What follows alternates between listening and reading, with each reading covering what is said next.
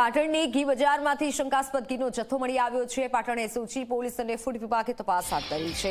મોદી ભાવેશભાઈની પેઢીમાં તપાસ કરવામાં આવી હતી। પેઢીમાંથી શંકાસ્પદ ઘી અને તેલનો જથ્થો મળી આવ્યો। પોલીસે પેઢીમાંથી અલગ અલગ બ્રાન્ડના ઘીના સેમ્પલ લીધા। 6,35,000ની કિંમતનું 1,059 કિલો ઘી જપ્ત કરાયું। પેઢીમાંથી 86 કિલો તેલ પણ જપ્ત કરવામાં આવ્યું।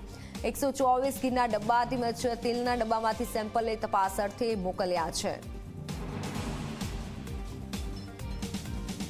ત્યારે ઓનલાઈન પર સંવાદદાતા પ્રેમલ જોડાઈ ચૂક્યા છે। પ્રેમલ, કેટલી માત્રામાં ઘી જપ્ત કરાયું છે, આગળ કેવી તપાસ?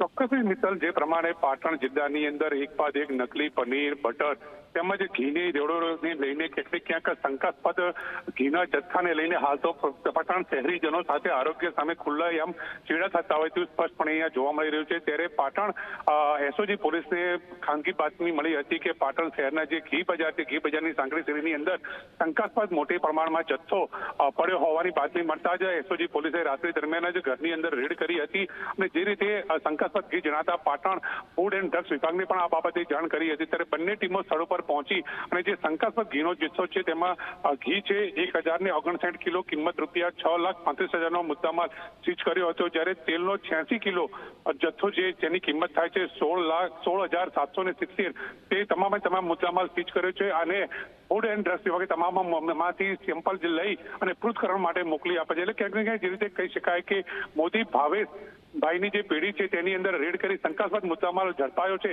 તેને લઈને ક્યાંક ને ક્યાંક જે રીતે કહી શકાય કે પાટણ શહેરમાં જે નકલી જે ઘી પનીરના જે વેપારી છે તેમાં ફફડાટ વ્યાપી જવા પામ્યો છે। જી બિલકુલ, આભાર માહિતી બદલ।